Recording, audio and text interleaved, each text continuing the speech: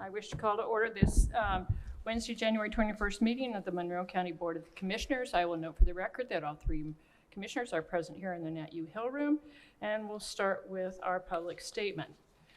We, the Monroe County Board of Commissioners, renew our commitment to welcome and protect the rights of all people, regardless of age, race, color, creed, disability, sexual orientation, gender, gender identity, marital status, economic status, and national origin. And we affirm the right of every person to live peacefully and without fear, and we will fight and resist at every step discrimination and harmful policies, whatever their source. We also stand in support of our county public school systems, both RBB and MCCSC. And with that, we'll move on to our proclamation. Proclamation for Lake Monroe Day. Proclamation for Lake Monroe Day. Whereas Lake Monroe has been used as a drinking water source to residents of Monroe County since 1967 and currently provides drinking water to over 130,000 people. And Lake Monroe provides recreational boating, fishing, and swimming opportunities to tens of thousands of visitors per year and generates over $40 million in economic impact annually from recreational tourism. And Lake Monroe provides recreational and scenic opportunities that improve the quality of life for county residents. And the lake and its adjacent wetlands provide critical habitat for wildlife, including the bald eagle. Whereas Monroe County has taken an active role in protecting the health of the watershed and the water quality of Lake Monroe. And the Monroe County Stormwater Board has provided financial support for the development and implementation of a watershed management plan and a community action initiative project in collaboration with Friends of Lake Monroe. And the Monroe County Stormwater Board has provided financial assistance to install a stream gauge on South Fork Salt Creek to monitor water flow and enable pollutant load calculations. And whereas Monroe County has shown its dedication to protect and preserve Lake Monroe by ensuring compliance with environmental protections provided by local ordinances and federal statutes, and every member of our community depends on clean, abundant water and has a responsibility to do their part to protect Lake Monroe as a valuable resource for generations to come. We recognize the vital importance of Lake Monroe and make a commitment as a community to protect and preserve the lake. Now, therefore, be it resolved, the Monroe County Board of Commissioners hereby proclaims Sunday, September 17, 2023 as Lake Monroe Day, proclaimed this 21st day of June, 2023. Thank you all. We will now move on to department updates. We'll start with Ms. Kelly. Good morning. Good morning. Just a few updates. The FDA had an advisory committee that recently recommended the COVID boosters be updated. Their updated recommendations is to include a monovalent XBB composition to protect against the XBB variant. This update would mean the original COVID strain would not be included in the new boosters. The goal with this change is to target on the dominant variant in circulation right now. As a reminder, the Public Health Clinic has vaccines available for all ages. To schedule an appointment, you may call 812-353-3244. Thank you. Questions or comments? No, I don't. Do you happen to know if the plan for the fall is then to have a combined, still the plan to have a combined flu and COVID vaccine available? I do not know the specifics on that right now. It's still something that's in discussion, but we should be receiving more information by July. Great. Thank you so much. That's just a few days from now. And do you still have COVID testing kits to hand out at the health department? Yes, we do. We still have lots of those available for free. So anyone in the public can stop by and pick those up. Thank you. Is there any other department update?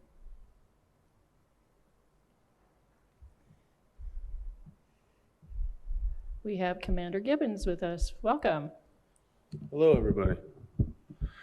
Just your regular course of action updates here. Total inmates we have is 188. New bookings in the last 48 hours are only 4. Releases 17. We still have 156 felony inmates. It's down a little bit. We've had some people transfer to DOC. Misdemeanors 27. Parole holds 2. DOC hold currently only 1. Facility update wise, we had the fob door installed. Everything's good to go on that. It's a secure portion of our facility now, which was what we were worried about. We also installed retractable seating in the sally port, which is just essentially a chair that comes down from the wall. It's something that law enforcement and the community was asking for, so when they bring somebody into the sally port, they can safely sit them down while they gather their information. Before, we just had a chair that was very light, you could pick up and throw and whatever, so we installed that. Sanitation refurbishment, there's no additional things that we haven't talked about since the last meeting. However, we're working on a first floor control room. There's a lot of old wiring in there, and we're working in concert with SAS and TSD and getting some of that stuff replaced and cleaned up. There's a lot of dust and a lot of different trash around these inside of the components. So we cleaned all that out. We're getting the things that we don't need taken out. Just sanitation type stuff, making sure that there's no fire hazards or anything like that. One thing I'd like to touch on now is just a brief introduction to the camera system that we have currently. We were looking, I know we spoke before about the cameras in the mental health dorm and putting in each one so that we can properly observe everybody. And that's in concert with our new SOPs and constant observation of these people for their safety, for ours. One thing that we went back and had to look at today specifically, we have a female on a hunger strike. She refuses to eat. So I needed to make sure that we went back and seen every single time she was issued food, whether she ate some of it or none of it, so that we can provide the proper medical care. And these cameras in a mental health dorm would be extremely beneficial for those reasons. We currently just have those in the isolation cells and people that are under medical care directly. I will say we are asking for 19 in total. However, initially when we got the camera system in 2008, the system service life is 5 to 7 years. So that is 15 years ago now. And in speaking with Greg Crone at TSD, he just essentially said, you know, we're having a hard time keeping up with the failing system. And he really doesn't believe it's a good idea to keep throwing money at something that we can't permanently fix. So we will come at some point with some update on approximate cost and see about replacing the system. Because currently we have 57 cameras on one server, 56 on another. We have hard drives going down at least one every 90 days. So that's something TSD has been working nonstop to try to take care of, and we're losing footage. For instance, the other day an inmate got into an altercation where he literally just walked up and punched another inmate that was standing there. And when I went to watch the camera, you can see him walk up, it stops recording for a second, and then records after we're all in there. So it was something that if I want to use for criminal charges, because that wasn't a fight, it was an assault, I don't have that visual now. So, and that's because of the failing system. So we will come back at some point and we'll have a conversation about that when I have the proper information. That is all I have for the update. Are there any questions? No, but thank you so much for all the work you're doing on the jail. Well, it's all the work we're doing, to be fair. It's taken everybody to get it done, so thank you. I don't have any questions, but I can see that those cameras probably do need to be replaced since 2008 as well. The system, there's probably a better server system as well that we could use, a cloud system or something. But and I know Mr. Crone will look into that and be of great assistance. But you know, things like that are important to have, as you know, for the reasons you stated. So hopefully we can get moving on that quickly. Thank you. Thank you. Well, and I will note for the record too that there was, in the claims packet, we did pay for additional paint for the jail. So you are moving forward. It's very clear to see. Yes, we are. Yeah. Thank you. Thank you. Is there any other department update? Seeing none, let's move on to public comment. This is for items not on the agenda. Speakers are limited to 3 minutes. And if you wish to speak, please state your name and whether or not you are a resident of Monroe County. And our wonderful TSD will have a clock going. Thank you.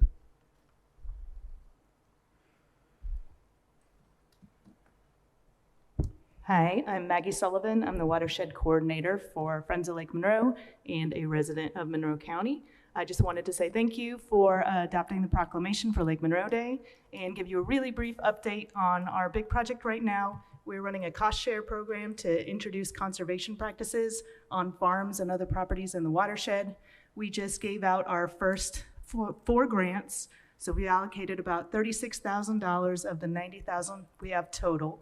So we'll be working with those landowners over the next year to get cover crops put into place, some fencing to keep livestock out of streams, and a pollinator habitat with what used to be a horse pasture in not great condition. So we're very excited about those. We will be doing an educational mailing going to all of the agricultural landowners in the watershed. That should be coming out in early July. So we're hoping to both educate and promote our program, get a few more people interested. My goal is to have all our funds allocated by the end of the year. We'll see how it goes. I did bring some brochures if anybody is interested. And the other update is I was invited to speak at the Indiana Water Summit. They were looking for good examples of watershed projects around Indiana, and they wanted to highlight what a great job Monroe County and Brown County and Jackson County are doing to protect Lake Monroe. So that'll be coming up in August. And that was it. So thank you very much. Since you're here in an official capacity, I wonder if my colleagues have any questions or comments, if you don't mind. Sure. No questions, but I'm very excited to hear about the work with the farmers, and I hope you're successful in spending all that money by the end of the year. We have 2.5 years to spend it, but I'd like to get it all allocated as soon as possible. Yeah. Fingers crossed. Yeah. It's been an honor and a pleasure to serve on that committee, and I do want to acknowledge your hard work and the work of other folks on the committee. It was really exciting to see those 4 grants that we just approved last week, and I think that they will make a big difference, and it's going to be interesting to see the tracking of that and how that goes along. But yeah, this is a great moment to spread the word that there are additional grant funds available, and to contact you to apply. And how should they contact you? So all the information is on our website, friendsoflakemonroe.org, and people can email me at watershed@friendsoflakemonroe.org, or my phone number is on this sheet because I don't have it memorized, my work number. It is 812-558-0217. And people can also contact their local Soil and Water Conservation District office. They have the same information and can route people to me directly. That's excellent. Thank you so much. We're going to go ahead and sign this proclamation. It's hot off the presses. Wonderful. And you can take it with you today if you'd like. Thank you so Thank you. much. Well, and also I'd like to share with people that some of the work that you're doing on this watershed is to prevent E. coli from getting into the watershed, which impacts Lake Monroe in a lot of different ways, and the health and well-being of the people who use Lake Monroe, as well as our water supply. So thank you very much. And this goes across 3 counties. I know you quickly said Brown and Jackson, but this is a 3-county kind of project, which makes it even more challenging. So yeah, I'm gonna just get my John Hancock on here. No, put your name on instead. Oh, okay. And I hope you do come back and before September to tell us some of the events and things that are going on Absolutely. for Lake Monroe Day. Yeah, we're hoping to have a whole week of events culminating Sunday night with a fundraiser at Upland Brewery, but we'll have more details coming out soon. Excellent. Thank you so much. Thank you. Thank you, Maggie, for joining us today. Is there anyone else who wishes to make public comment? Thank you. Sign.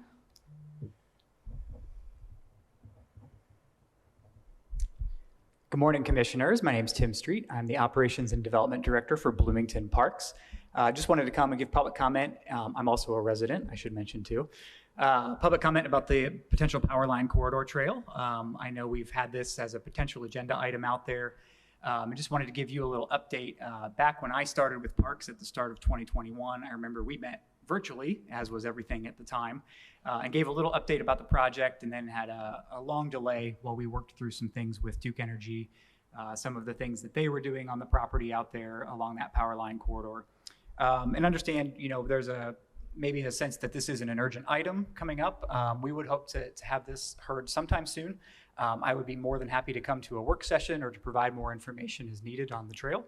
But yes, we would love to work with you and hopefully get the easement heard and established. Thank you. Thanks for coming today. Is there anyone else who wishes to make public comment? Seeing none, let's move on to the next item on the agenda. I move approval of the minutes for June 14th, 2023. Second. Is there any comment, correction? No. I think I sent one along to Anita, so I think everything was taken care of, which I appreciate. So all those in favor of approval of the minutes of June 14th, 2023 signify by saying aye. Aye. Motion passes 3-0. Next item, please. I move approval of the claims docket accounts payable for June 21st, 2023. Second. And we have Carly here again to talk with us. The accounts payable claims docket for June 21st, 2023 totals $123,787,896.72. We did have settlement and bond payments, so the claims that are normally for each week total less than 1% of that. And it wasn't just the claims, it was also disbursement of taxes that were collected that went out to City of Bloomington, to the library, to MCCSC, to all kinds of other entities within the county, townships. Yeah. Settlement. Yeah. Well, there was a lot of bond money as well. Comments or questions from my colleagues? No, I don't. Yeah. Thank you. Any public comment on this item? Seeing none, call for a vote on the approval of the claims for accounts payable June 21st, 2023. All those in favor signify by saying aye. Aye. Motion passes 3-0. There are no reports this week, and so we will move on to new business. First item.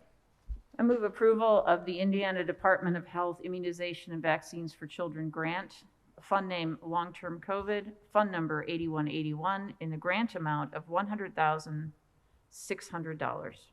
Second. And we have Ms. Kelly back with us.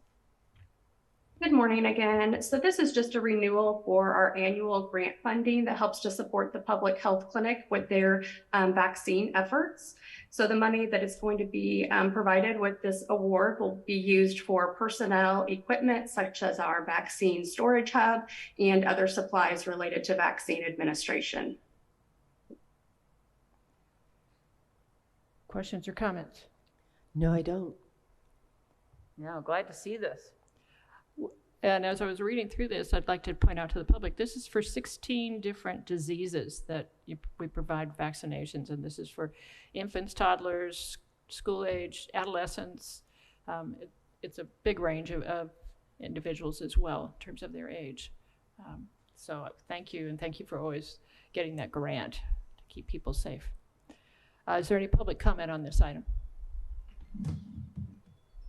Seeing none, call for a vote on the Indiana Department of Health Immunization and Vaccines for Children grant. All those in favor signify by saying aye.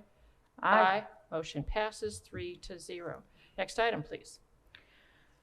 I move approval of the Romaine Shower Systems RSS proposal, fund name Cumulative Capital Development Fund, fund number 1138, an amount not to exceed $9,800. Second. And I believe we have Mr. Gibbons here again. Is that correct?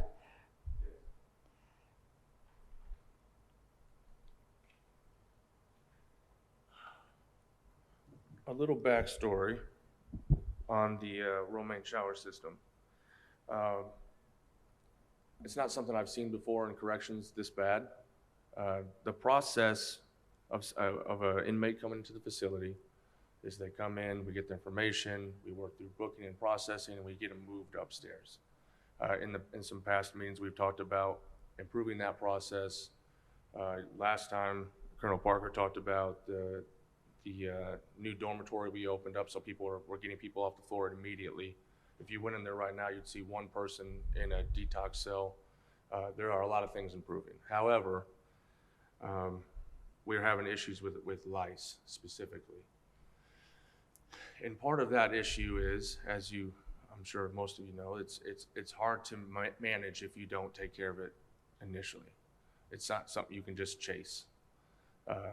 So what we tried to do was figure out, okay, we're at in our booking process, are we missing on the opportunity to delouse people? So if TSD has a PowerPoint, it's just photos. If you guys can put that up, if they're up there.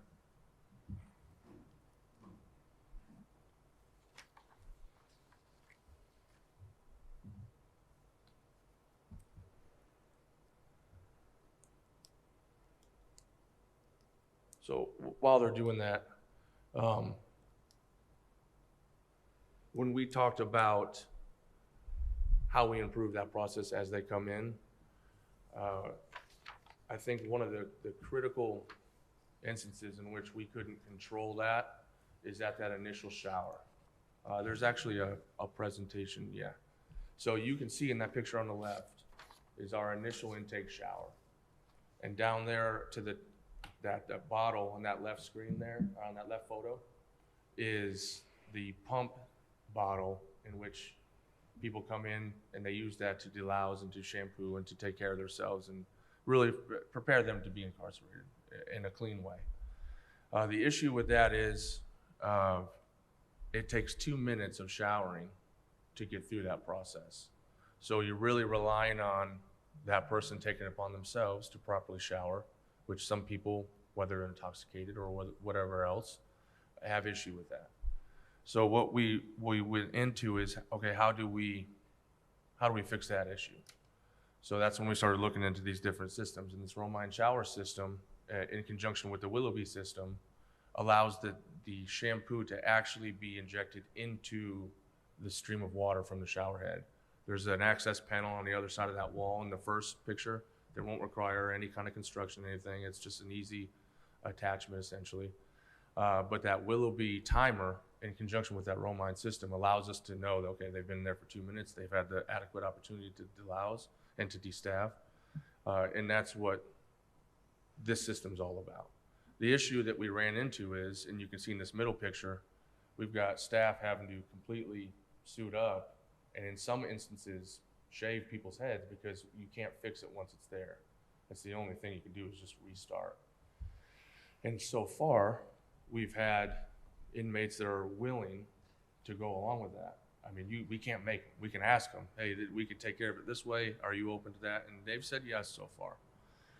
What we're gonna run into with different religious beliefs, whether it be Judaism, Rastafarianism, or Sikhism, you can't shave your hair and you can't trim your facial hair. And that's not something that we want to impede upon. So if we can get ahead of it at the beginning, we won't see that at the end and violating people's rights. That's the last thing that anyone wants. So this system is approximately not to exceed $9,800. We talked to Commissioner Githens through email. We're trying to figure out the freight in there, and I think we're on the right path. And Mrs. Turner King's here today, but I was speaking to Jeff Cockrell about that and trying to figure out like you suggested. So that's essentially the system. If anybody has any questions. Questions or comments? Yeah, it's interesting. Just the other day, I was wondering what you do about lice in the jail, and this sounds like a good system that really makes sense. And thank you for taking into account people's beliefs and concerns. Yeah, and actually, that picture on the right, I actually got in trouble with Dave Gardner for putting things on the roof. Our exterminator came in, we had to call him emergent, and he went through the entire facility, every single cell, that it was safe to spray in there. We made sure of that, obviously, to try to get ahead of this lice thing because we were falling behind. So what he suggested we do is take everything, and there's 3 bags there.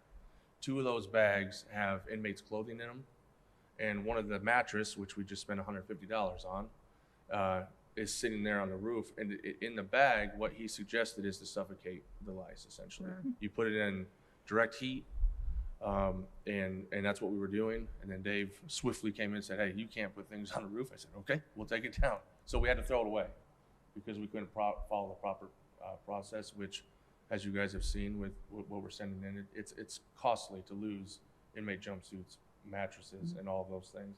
So this is really what we're trying to do, is save money in the back end when it comes to the financial aspect of it. Is this a system similar to what's being used in other facilities around the state? Yes. Okay. Yes, multiple facilities already have this. In fact, Clark County, where Colonel Parker was prior to this, they utilized that. And they said that's kind of the only way that you can try to get ahead of it. Sometimes, especially this time of season initially, when it was so dry, and especially with some of our homelessness, we have an issue in this community. Sometimes they just can't help it. I mean, it comes in, so we got to hit it right at the front, and that's what Clark County does as well. Okay, thank you. Thank you. Yeah, I can even without the religious issues, I can see that there would be people that wouldn't want their head shaved. So if this is the way to take care of it, let's do this. Yeah. Is there any public comment on this item? And I want to say I do appreciate Commander Parker getting back to me, because I did have a lot of questions, and I hope that the way we framed this will resolve any of that, take care of it. So, I believe it will. because we do were want to talking work about it late last night, too, so. I was up a little early this morning too, so okay. But yes, thank you. So call for a vote on the Romaine shower system RSS proposal. Oh, I asked for public comment, didn't I? Yeah. Yeah. Sorry. Okay, we're good. Okay. Call for a vote on the Romaine shower system RSS proposal. All those in favor signify by saying aye. Aye. Vote passes 3-0, and thank you for bringing this forward. Thank you. Next item. Move approval of the Smithville Communications Utility Relocation Agreement, fund name Fullerton Pike Phase 3, fund number 8169. The total amount is $36,718.15, but our 20% contribution will be $7,343.63. Second. And we have Ms. Ridge here to talk to us about it. Good morning. So correct, this is so we can do utility relocations for the Fullerton Pike Phase 3 project. We'll have Smithville Communications, and then I'll be bringing to you a CenterPoint reimbursable agreement also for the project. And again, as Julie stated, it is 80% reimbursable. Questions or comments? No, I don't. This is great movement forward, progress. Appreciate it. Oh, it'll be nice when this is behind us. Is there any public comment on this? Seeing none, call for a vote on the Smithville Communications Utility Relocation Agreement that includes $7,343.63 out of the Monroe County coffers. All those in favor signify by saying aye. Aye. Aye. Motion passes 3-0. Next item. I move approval of easements with U.S. Army Corps of Engineers. Second. And again, Ms. Ridge. The road easements are for the Stipp Road and Moores Creek project in our stormwater department. We've been working on these easements for quite a while. Our legal department has reviewed them and approved us moving forward with these. So this is just the next step in trying to get those projects underway for construction. Comments or questions? No, I don't. When I was reading through this, I was amazed at every single little detail that you have to worry about with these kinds of easements. You know, whether or not there's a worm that might be displaced, kind of thing, is what it felt like. It was very, very detailed. So, yes. Is there any public comment on this item? Seeing none, I'll call for a vote on the easements with U.S. Army Corps of Engineers. All those in favor signify by saying aye. Aye. Aye. Motion passes 3-0, and I look forward to that project moving forward too. It's been several years. Yep. Yeah. Okay, next item. I move approval of renewal of the agreement with Cintas Service, Fund Name Motor Vehicle Highway, Fund Number 1176, in the amount of $247.74 a month for 3 years. Second. And again, we have Ms. Ridge. So we had began kind of renegotiating and wanted to renew this agreement. We made some modifications. The bill was actually getting really expensive in our eyes. I think we were up over the $800 a month range. So we did work out an agreement with Cintas, kept a lot of our same services, changed some of the things that we were renting that we will purchase outright just so we can save costs. So we dropped that down to the $247.74 a month. Great. Questions or comments? No, I don't. None? Thank you. And again, this was so detailed with the kinds of mops and yes.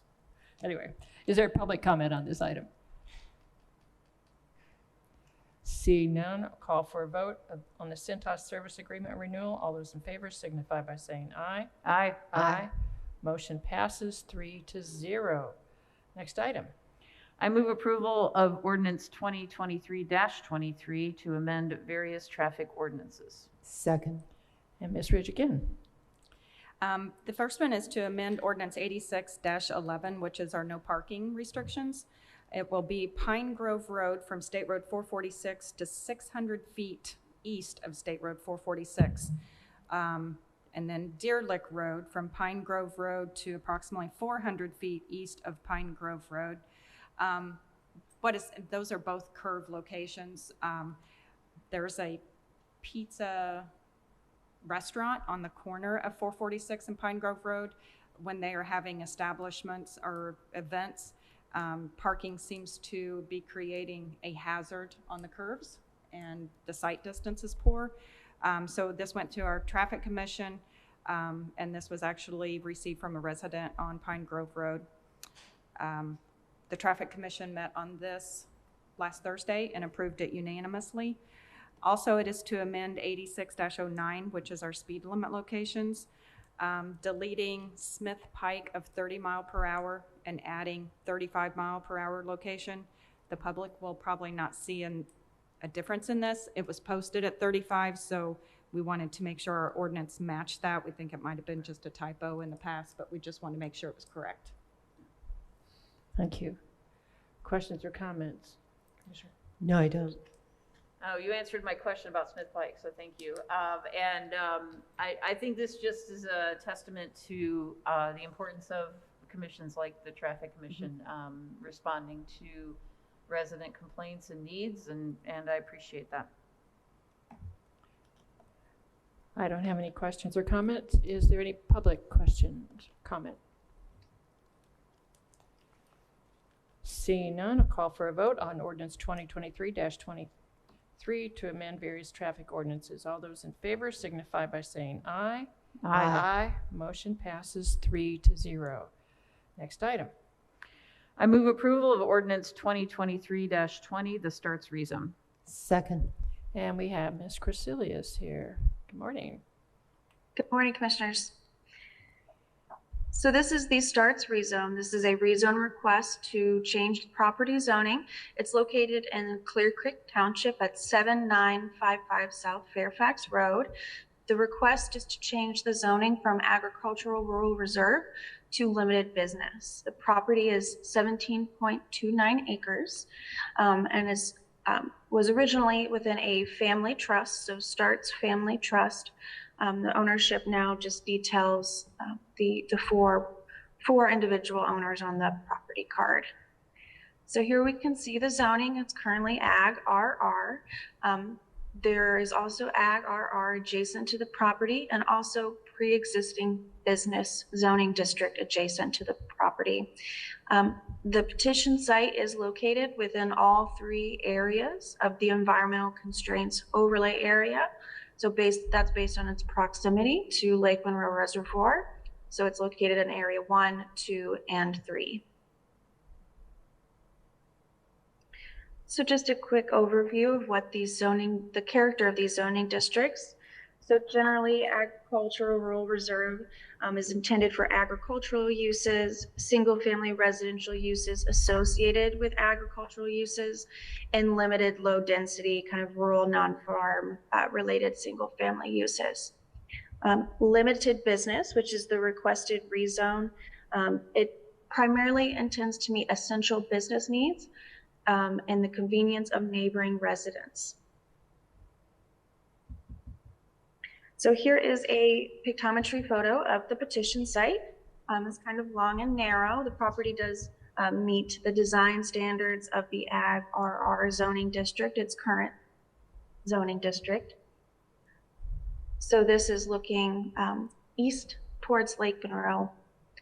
So here the photo is looking north at South Fairfax Road. Again, the property is 17.29 acres. There is a kind of a dilapidated accessory structure on the property. There originally used to be an old log cabin that's since been removed because the property has been wooded and mainly untouched for more than 20 years. This photo, in the next few photos that we'll see, is just kind of the first portion of the property that's adjacent to South Fairfax. So this is standing kind of the front portion of the petition site looking north at South Fairfax Road. And this is looking south. So the petition site, it does contain adequate area, buildable area for any kind of future development of construction, despite the, whatever the use is. So those buildable areas are going to be slopes that are 15% and under for structures. This area that's adjacent to Fairfax and that we'd call buildable is mainly an area, eco areas 2 and 3. So we would be looking at that 15% slope restriction. The slopes get quite a bit steeper as you move east towards Lake Monroe. These areas slopes greater than 15% per the environmental constraints overlay chapter 825 of the zoning ordinance. Any disturbance on these slopes is restricted. So the comprehensive plan identifies this area mainly as being rural residential with some kind of designated communities to the northwest of the property. So the petitioner is a family member of the Starts Family Trust and is also a local realtor of Monroe County. The petitioner is Lorraine Fowler and is the representative for the Starts Family Trust. There is also a interested buyer of the property, Mr. Dave Utley, who is representing the Dam Boathouse as his personal endeavor. The petitioner intends to sell or advertise the property for boat storage. Boat storage is specifically a permitted use in the limited business zone. This has been their stated intent throughout this process. Again, the rezone process would allow, if changed to limited business from Ag RR, any permitted uses or conditional uses as shown in Exhibit 3 and 2 would be allowed per the limited business zoning district. So this rezone would not tie directly to one specific use like boat storage. So the Planning Commission heard this petition a few different times, but the final hearing was in May, so May 16th of this year. The Planning Commission did forward a negative recommendation to the county commissioners by a vote of 5-2. So staff's recommendation for this ordinance 2023-2 is to recommend denying this rezone request from Agricultural Rural Reserve to limited business based on the findings of fact and subject to the Monroe County Highway and Drainage Engineer reports. Thank you. Does anybody have any questions? Do you know if the boat storage will be under shelter or just storing the boats out in the open? they've described an enclosed, kind of more modern facility throughout this process. So the petitioner has stated that there's a lot of the boat storage that exists tends to be older or outdoors. So they've stated that their intent would be kind of modern, enclosed, and nicely lit. Commissioner Thomas? As member of the Plan Commission, I've been through the various hearings on this process and appreciate the work that the petitioner has done. But I do understand why it was recommended that we deny this by a vote of 5-2, and I'll make some commentary later if I might. Sure. Thank you. I'll make commentary also later. Is there anyone here on behalf of the petitioner who wishes to speak? Please come forward. State your name. Hi, I'm Lorraine Fowler, the realtor and one of the heirs to the estate. So first of all, I really want to thank Anne for her help in this process. It's been a learning process, as well as thanking you all for hearing things to this point. I have been on a learning curve on all of this. When I started this process, we had 3 different buyers interested in the same kind of concept, but a little bit different on each one. So now we have 1 designated buyer. So my question is, I tried to get on the Zoom meeting yesterday for commissioner hours, and I was not successful, which could very well be my lack of Zoom skills. But anyway, so my question is, would it be worthwhile to file for a property variance for a specific use? Because I do understand if it's okay for a rezone, I do understand that's saying it's okay for designated, a dozen other things. And I understand that from the commissioner's perspective, as well as the neighbors. But my question is, would it be appropriate at this juncture to file for a specific property variance? I'm not sure what you mean by variance. Okay.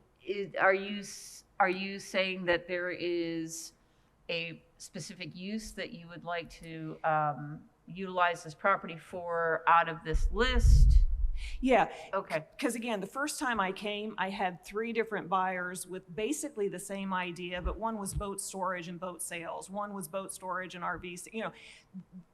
The market was speaking and saying, hey, we have an interest in this with a little bit of changes in it. So I just filed for the rezone because to keep that open. But as now we get into it and that 1 buyer left and another buyer has come on with a very specific use with, specific things that he wants to do, my question is, would it be appropriate to go ahead and file for a property variance? Because I think it's going to be a no-go on the rezone. Okay. So I just want to ask what's appropriate. Okay.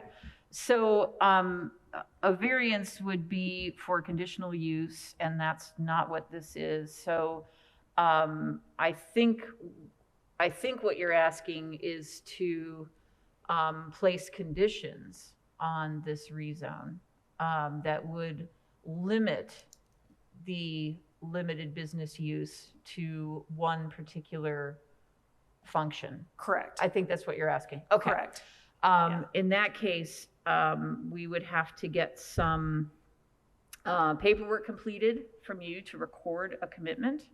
Okay. And I'm just checking the date of our, because you think I'd know this, the date of our meeting. So we have 90 days from May 16th to hear this. Okay. Otherwise, it will automatically be denied because there was a recommended denial. Okay.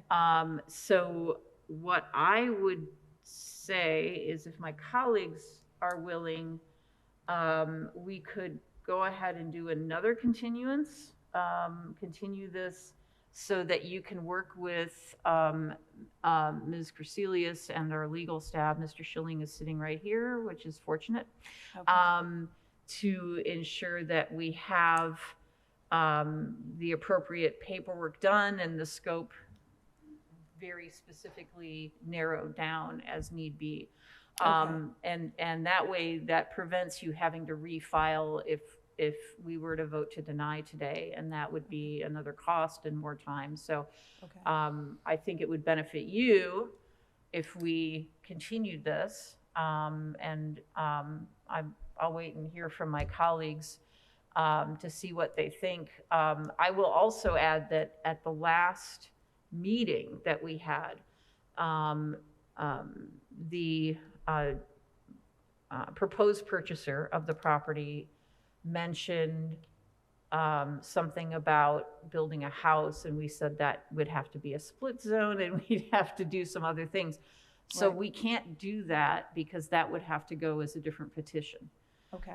But if you're wishing to limit the scope of this to one particular use for limited business, that's something that I would say we'd want to have something written as a recorded commitment, a commitment that would be recorded if this were to pass. So Mr. Schilling, am I on the right track here? If you don't mind.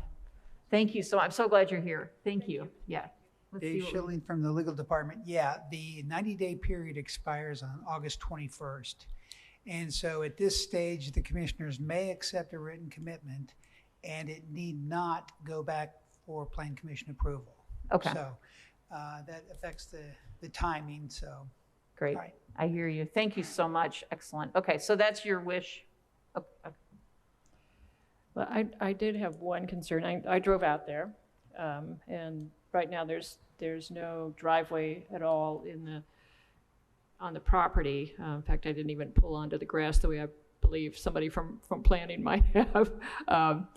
And as one continues away from Bloomington on Fairfax Road, there's a sharp curve close to the property. And so I would be very concerned about people pulling a large boat, pulling out onto Fairfax Road because of safety issues. And I don't know what kind of report we have on where that driveway would go, and what we've heard, if anything, from our highway engineer on this issue. And you probably have a copy of the report in your packet. I'm sure Ben has looked at this, and I'm trying to remember what it said, but I know we have to provide access, and he would look at the safest place to provide that access. And I know part of this process is whether or not, and I believe that we did find an area to have access. Yeah, so on page 121 of our packet in red print is sort of the update on it, and the driveway permit was applied for, but it was denied because of where it was, but then a different location Correct. Yep. is being looked at, and that would have to be acceptable before anything happened here as well. I still have concerns about lighting because typically there's no requirement that boat storage needs to be indoor, but also if there are buildings, then there's going to be lighting, and this is a residential area, and I'm not sure how to overcome that. But I just want to issue that out there so you know what my concerns are, because this is a residential area. It doesn't really fit that use, and that is my concern for the neighbors, and that was something that during our hearings at the Plan Commission was mentioned. So I wanted to bring that up as well for everyone's edification. So I have a procedural question here. It's part of my lack of training. If we are going to table this, do we call for public input both for and against?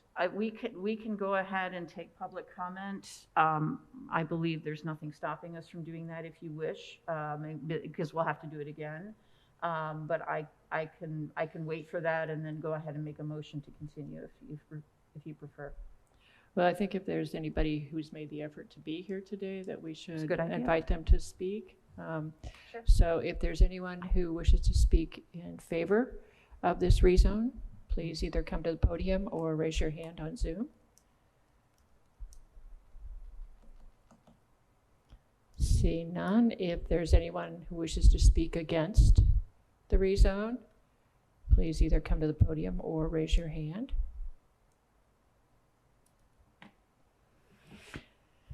Seeing none, at this point, I guess I will ask for a motion to table Okay. or continue. I'm going to look at my calendar, sorry. Should have done that a moment ago. Because this is. Julie, if I may, I have the calendar dates here. And I think, this is Tammy with the planning department. Okay. And I actually have been analyzing the calendar because we have a lot of staff that will be out. June 28th is an available date that works for staff. July 5th does not work for staff. I would prefer that I would be able to be available. Mm-hmm. July 12th is canceled. The commissioners meeting is canceled. And then July 19th and July 26th are available. Great. Thank you so much, Ms. Bierman. I appreciate you. I was like, who's speaking? That voice sounds familiar. That's awesome. Thank you so much. I think a week is too short because there's some work that has to be done, and I don't want to pressure our petitioner. So I'm going to go ahead and make a motion to continue this to the July 19th Board of Commissioners meeting. Second. Sorry, I'm making notes here. Mm-hmm. Is there any comment on this? I appreciate everybody working so hard on this. Well, I appreciate the collaboration as well. So all those in favor of continuing ordinance 2023-20 to July 19th signify by saying aye. Aye. Motion passes 3-0. We have no appointments today. I want to remind everybody that Indiana Solar for All has grant opportunities for income qualified households. You can find information on that at the county website or by going to insf.org/participate. In response to the Hoosier Hills Food Bank fresh food distribution that was held in June, when there were requests by different families for diapers, the Monroe County Board of Commissioners is hosting a diaper drive. We have a container downstairs in the rotunda of the courthouse where people can drop off diapers, wipes, and pull-ups. And these supplies will go to Hoosier Hills Food Bank for their food distributions on July 14th and August the 11th. It was amazing. This is the first time in 4 years that the 4 years that the food bank's been doing this type of direct distribution that people have actually asked for diapers and pull-ups. So I hope people in the community will pitch in and help with that. There is free COVID testing available through the Monroe County Health Department at 119 West 7th, as well as at the Monroe County Public Health Clinic located at 333 East Miller Drive. And also at the health clinic, you can get COVID vaccinations. As Ms. Kelly indicated, the types of vaccination will be changing this fall. That impacts the timing of when you want to get a vaccine. We still are accepting applications for boards and commissions at co.monroe.in.us. And we do have virtual office hours. I'm not sure what happened yesterday, but we'll try to get that straightened out. I was late getting there. Sorry about that. Well, sometimes it's hard to get on as well, so I understand. Anyway, when we have our office hours, it's listed on our calendar. We are having additional blood drives that we're doing in conjunction with Ivy Tech. The next one is Thursday, July the 13th from 1 to 6. Then there'll be one on Friday, July 14th from 10 to 3. And again, Wednesday, August 23rd from 1 to 7, and Thursday, August the 24th from 1 to 7. You're saving lives by donating for those who help with that. We have extended the Monroe County Commissioners and County Council have extended assistance funds for county residents who need assistance in paying rent or utilities. Contact your local township trustee for further information. And I will note that in the local paper within the last week, there was an article about the additional need that we're seeing in the community, and people are applying to their trustees for assistance. And finally, you can sign up for the resident alerts, the Monroe County Alert notification system. This is basically for weather and for health-related emergencies. You can do that again at the county website, co.monroe.in.us. That's all I have. Is there anything from my colleagues on announcements? No. Lisa's looking at me.